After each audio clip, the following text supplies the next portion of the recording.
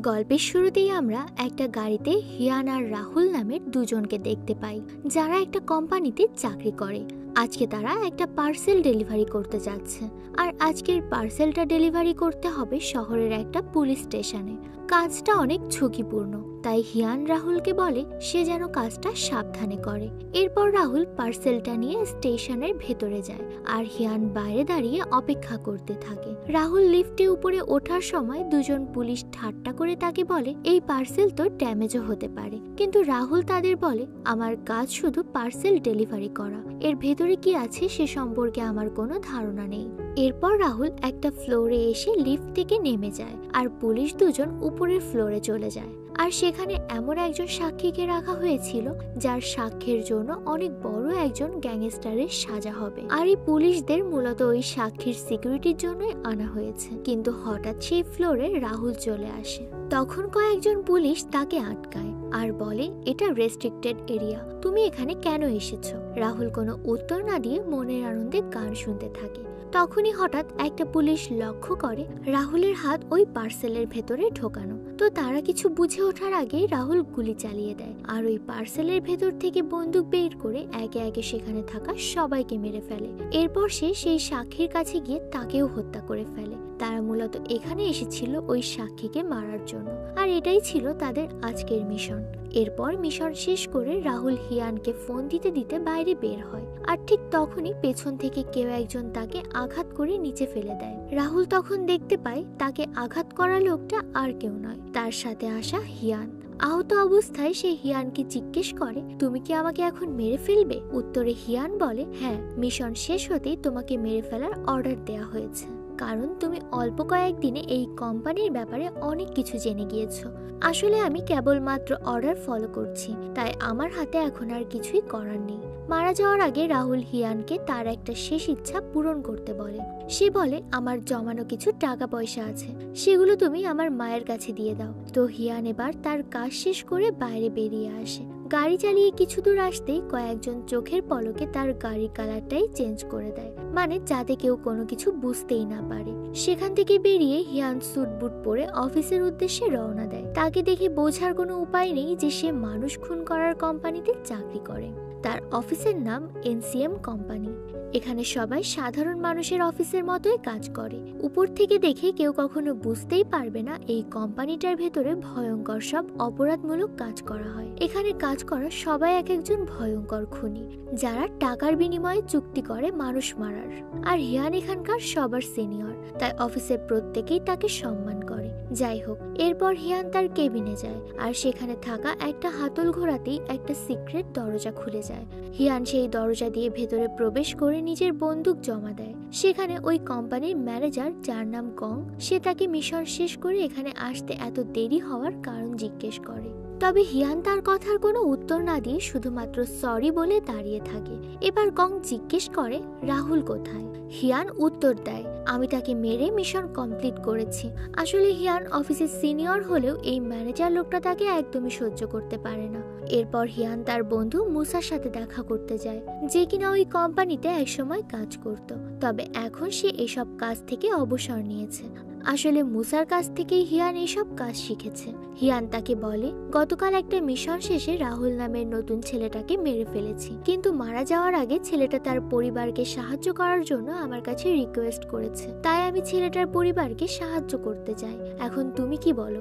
মুসা কিছু সময় চুপ করে থেকে তাকে বলে আসলে কোম্পানির রুলসের বাইরে গিয়ে এ কাজ করা তোমার উচিত হবে না। এদিকে পুলিশ স্টেশনে এত বড় একটা হত্যাকাণ্ড ঘটে যাওয়ায় পুলিশ সিসিটিভি ফুটেজ চেক করে এবং তদন্ত শুরু করে দেয়, আর তদন্তের দায়িত্ব পাওয়া এক গোয়েন্দা হিয়ানকে শনাক্ত করে ফেলে। এদিকে হিয়ান রাহুলের পরিবারের সাথে দেখা করতে যায় এবং রাহুলের রেখে যাওয়া টাকাগুলো দিয়ে বলে কোম্পানির একটা বিশেষ কাজের জন্য আপনার ছেলেকে বিদেশ পাঠানো হয়েছে। আর তখন সে রাহুলের মাকে কোম্পানির একটা ভিজিটিং কার্ডও দেয়, যেটা একেবারেই কোম্পানির নিয়মের বাইরে। হিয়ান লক্ষ্য করে রাহুলের পরিবারের আর্থিক অবস্থা খুব একটা ভালো না।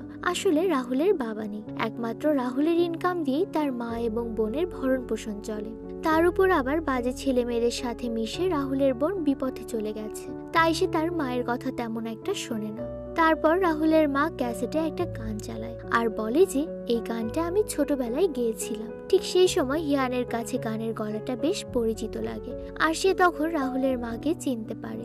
ছোটবেলায় মিয়ং নামের যে মেয়েটার গান শুনে সে গানের প্রেমে পড়েছিল, আজ এত বছর পর সেই মেয়েটাকে সে সামনাসামনি দেখতে পেল। পরের দিন কোম্পানির বস জো হিয়ানকে ডেকে পাঠায় আর একটা ফাইল দিয়ে বলে কোম্পানির ডিরেক্টর জিং বেশ কিছুদিন ধরে কাজে আসছে না, কারণ তার ওয়াইফ আর ছেলে একটা অ্যাক্সিডেন্টে মারা গেছে, তাই সে আর এই কাজ করতে চায় না। তবে আমাদের কোম্পানির নিয়ম অনুযায়ী রিটায়ারমেন্টের আগে কেউ এই কাজ ছাড়তে পারবে না, তাই যেভাবেই হোক তুমি তাকে আবারও কোম্পানিতে ফিরিয়ে আনার ব্যবস্থা করো। এসব শুনে হিয়ানের অনেক খারাপ লাগে, কারণ সে তার অনেক ভালো বন্ধু ছিল। তো এরপর হিয়াং জিংকে ফলো করতে শুরু করে আর একটা গলির ভিতর ঢুকতেই পেছন থেকে তার মাথায় পিস্তল ঠেকায়। মানে জিং বুঝে গিয়েছিল কেউ তার পিছু নিয়েছে। সে ভেবেছে হয়তো হিয়ান এখানে তাকে মারতে এসেছে, কারণ রিটায়ারমেন্টের আগে কেউ কোম্পানি ছেড়ে দিলে তাকে মেরে ফেলাই কোম্পানির নিয়ম। তখন হিয়ান তাকে বলে আমি তোমাকে মারতে আসিনি, বরং কোম্পানি চায় তুমি আবার কাজে জয়েন করো। কিন্তু জিং তার কথা বিশ্বাস করে না আর পিস্তল দিয়ে সে হিয়ানের মাথায় আঘাত করে সেখান থেকে পালিয়ে যায়। পরের দিন হিয়ান একটা জায়গায় যায় এবং সেখানে তার সাথে রাহুলকে দেখা যায়। অর্থাৎ ওই দিন সে রাহুলকে মারেনি, বরং তাকে একটা দোকানের ভেতরে লুকিয়ে রেখেছে। কিন্তু রাহুল তাকে জিজ্ঞেস করে তুমি সেদিন আমাকে মেরে না ফেলে এখানে লুকিয়ে রেখেছিলে কেন? তখন হিয়ান বলে আমাদের কোম্পানির নিয়ম হলো কাজ শেষে অস্থায়ী কর্মচারীদের মেরে ফেলা হয়, কিন্তু তোমার পরিবারের কথা শুনে আমি তোমাকে মারতে পারিনি, তাই এতদিন তোমাকে লুকিয়ে রেখেছিলাম। যদি কেউ জানতে পারে তুমি এখনো বেঁচে আছো তাহলে হয়তো আমাদের দুজনকেই মেরে ফেলবে। এরপর রাহুল এবং তার পরিবারকে সাথে নিয়ে হিয়ান সেদিন রাতে বাইরে ডিনার করতে যায়। তারা সবাই অনেক ভালো একটা সময় কাটায়, কিন্তু রাহুলের পরিবার তো আর জানে না সে আসলে এতদিন কোথায় ছিল। এদিকে হিয়ান ছোটবেলার ক্রাশ মিয়ং এর সাথে আলাদা সময় কাটায়। মিয়ং এরও হিয়ানকে বেশ ভালোই লাগছে।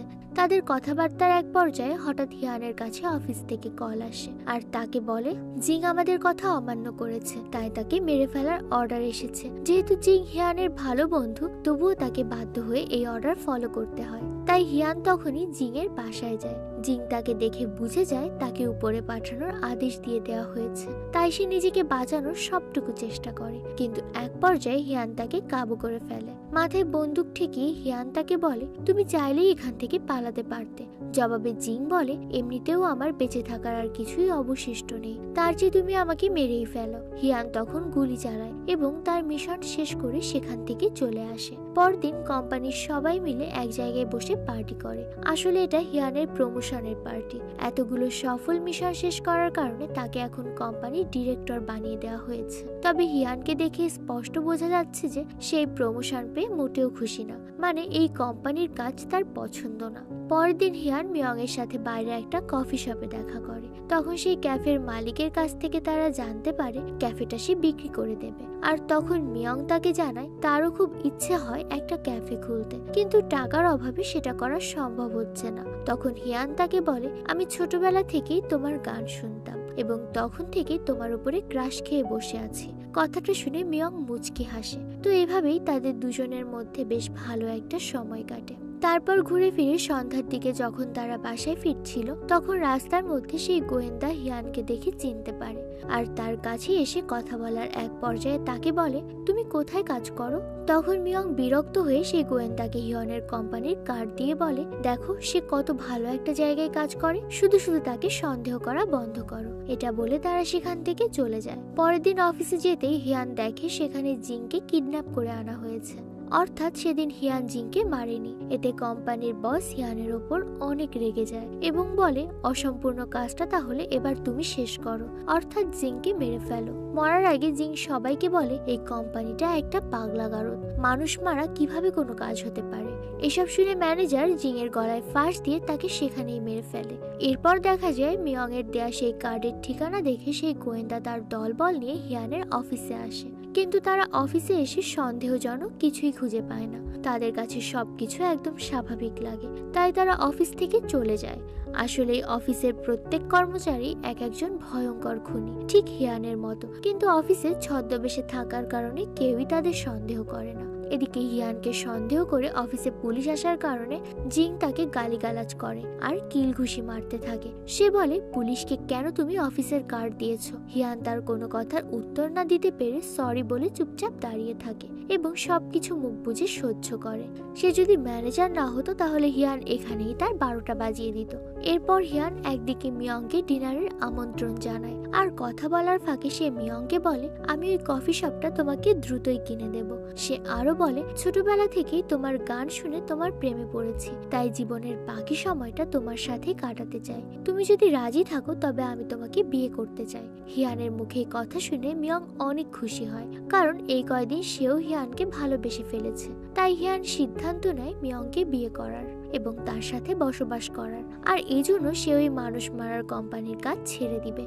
এরপর একদিন তারা মিয়ং এর জন্য সেই ক্যাফেটা কিনতে যায়, আর সেই সময় কেউ একজন তাদের ছবি তুলে বসকে পাঠিয়ে দেয়। রাহুলের মায়ের সাথে হিয়ানকে দেখে কোম্পানির বস রেগে যায়। তাছাড়া হিয়ান যে রাহুলকে হত্যা করেনি এই বিষয়েও বস জেনে যায়। বস হিয়ানের এই কাজ কোনোভাবেই মেনে নিতে পারে না, আর তখনই সে হিয়ানকে হত্যা করতে দলের অন্য লোকদের নির্দেশ দেয়। তো এরপরে ওই অফিসের দুজন কর্মচারী হিয়ানকে অন্য একটা মিশনের কথা বলে কোথাও নিয়ে যেতে থাকে।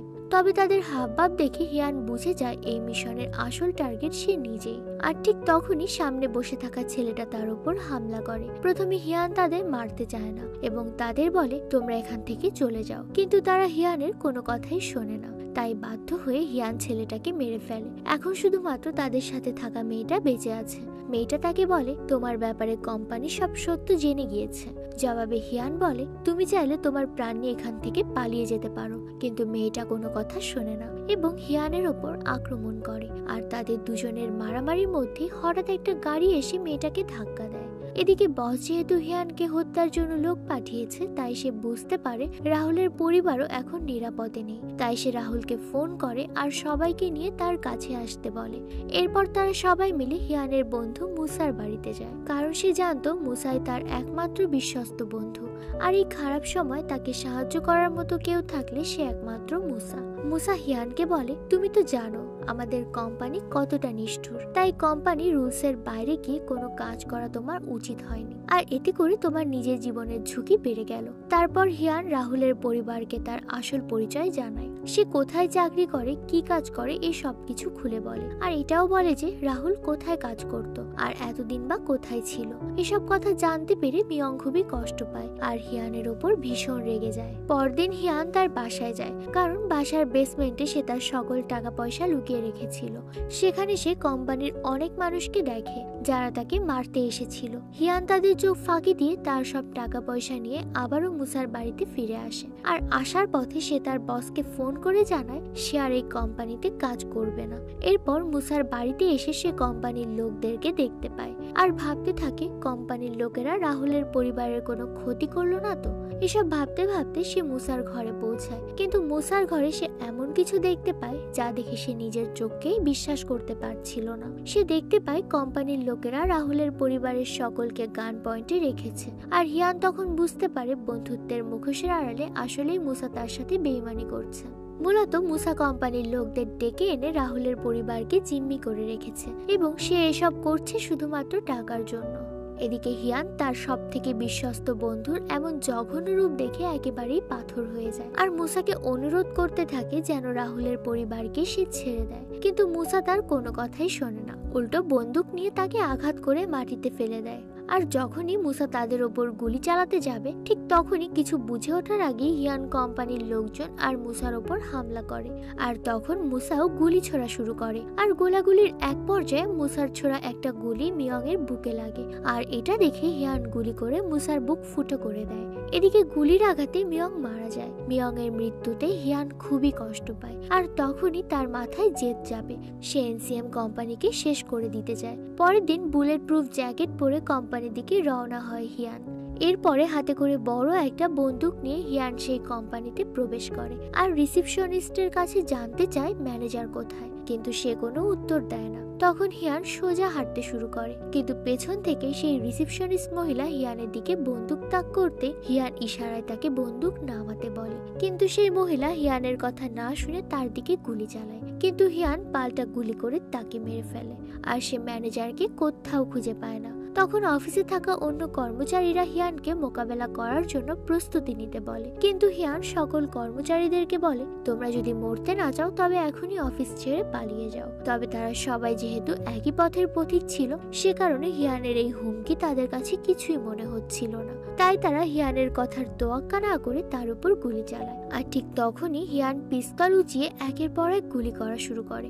বুলেট প্রুফ জ্যাকেট পরে থাকায় হিয়ানের গায়ে কোনো গুলি লাগে না, উল্টো হিয়ানের গুলির সামনে তাদের প্রতিরোধ কোনো কাজেই আসে না। আর এরই মধ্যে হিয়ান সেই গোয়েন্দাকে ফোন করে কোম্পানিতে আসতে বলে। এরপর সে ওই গোপন স্থানে পৌঁছায় যেখানে তার বস থাকে। সেখানে গিয়ে হিয়ান দেখতে পায় বন্দুকের গুলি পাল্টানোর কাজ করা মহিলাটা সেখানে বসা। আর হিয়ান তাকে দেখতে পেয়ে বলে তুমি এখান থেকে চলে যাও, কিন্তু মহিলাটা হিয়ানের কোনো কথা না শুনে তার উপর গুলি চালায়। তখন হিয়ান পাল্টা গুলি চালিয়ে মহিলাটার ভবলীলা সঙ্গ করে দেয়। এরই মধ্যে বসের নিরাপত্তায় নিয়োজিত এক মার্শাল আর্ট মাস্টার হিয়ানের সাথে মারামারি করা শুরু করে দেয়।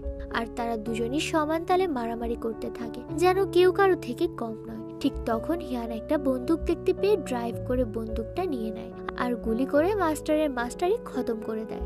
এরপর সে বসের রুমে আসে আর দেখতে পায় বসের সাথে একজন বডিগার্ড রয়েছে।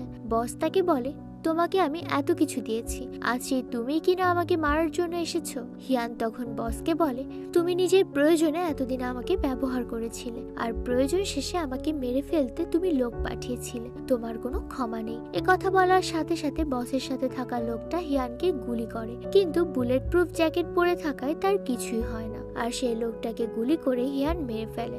এই ফাঁকে বস হিয়ানের দিকে বন্দুক উঁচিয়ে গুলি করতে যাবে, ঠিক তখনই পেছন থেকে কে যেন বসকে গুলি করে দেয়। হিয়ান দেখতে পায় তার সামনে পিস্তল হাতে রাহুল দাঁড়িয়ে আছে, আর রাহুলই বসকে গুলি করে দেয়। আর হিয়ান রাহুলকে বলে তুমি পেছনের রাস্তা দিয়ে এখান থেকে চলে যাও। এ সময় ম্যানেজার জং এসে হিয়ানকে আক্রমণ করে আর তাকে গান পয়েন্টে রেখে বলে আমার হাত থেকে তোকে কেউ বাঁচাতে পারবে না। কিন্তু হিয়ান সুযোগ মতো জংয়ের গলায় একটা রশি দিয়ে ফাঁস লাগিয়ে তাকে মেরে বিল্ডিং থেকে তার বডি নিচে ফেলে দেয়। এরপর হিয়ান রাহুলকে বলে তুমি দ্রুত এখান থেকে চলে যাও, কারণ তুমি এখনো অনেক ছোট আর তোমার ভবিষ্যৎ জীবন এখনো পড়ে রয়েছে। কাজের বাহানায় নিজের জীবনটা নষ্ট করে দিও না, সেই মানুষটাকে সময় দিও যাকে তুমি অনেক ভালোবাসো। অলরেডি দেখা যায় বিল্ডিং এর নিচে অনেক মানুষ জড়ো হয়ে গিয়েছে আর সেখানে পুলিশও চলে এসেছে। আর হিয়ান তখন নিচে নেমে এসে পুলিশের কাছে আত্মসমর্পণ করে। এই সুযোগে রাহুল সবার চোখ ফাঁকি দিয়ে সেখান থেকে বেরিয়ে যায়। গল্পের একেবারে শেষে সেই দৃশ্য দেখানো হয় যখন হিয়ান প্রথমবার এই কোম্পানিতে ইন্টারভিউ দিতে এসেছিল। ওই দিন সে অনেক বেশি নার্ভাস ছিল, আর সিভিতে তার মুখ গোমরা করা ছবি দেখে সে তখনই পাশের একটা স্টুডিওতে যায় এবং সিভিতে লাগানোর জন্য হাসি দিয়ে একটা ছবি তোলে।